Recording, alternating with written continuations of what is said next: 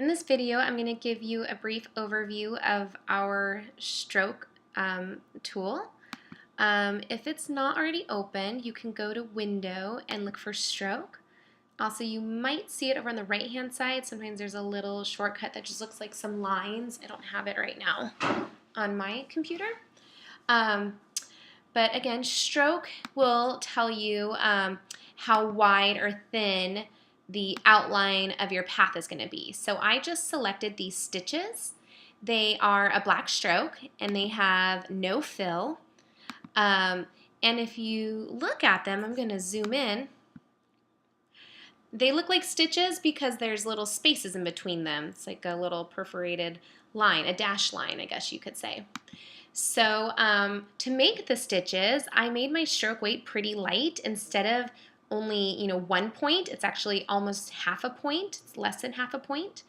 And then down here, I checked dashed line. And you actually can control what kind of dashes you like. Sometimes I like it 3 by 2 because I think that looks nice. It's up to you. And maybe, usually I do about just like half. I don't know, this one got smaller for whatever reason. So you have control over what your stitches look like as well.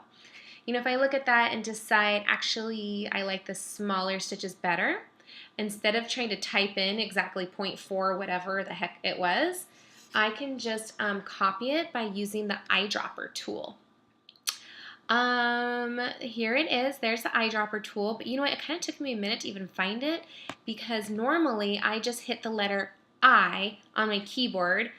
I don't know why eyedropper, letter I, they kind of go together. So if you hit the letter I, there's your eyedropper tool. So if the one that I want to change is selected, I can go and click the one I want it to copy. So now it changed it back to 0.408, and it even did my dash at 0.734 and the gap at 0.734 as well. You can change the way your caps look too. You can tell the difference there. See how now there's rounded caps versus square. Corners, if there's a corner, or if it bends, you can change the shape of that as well. You can play around with this. I would say usually I just leave it at the default one. And when it comes to stitches, I definitely play with the dashed line and then the weight. Sometimes when we're drawing in Illustrator, we need to point out something. There's arrowheads too that you can use to point out. So I just changed my line to have an arrowhead so it looks like an arrow. You can make both ends have an arrowhead if you like, and they have all kinds of great arrowhead designs for you to pick from. But I usually just use the first one. Yeah, that's it. So that's your little tutorial to using the stroke window for fashion illustration.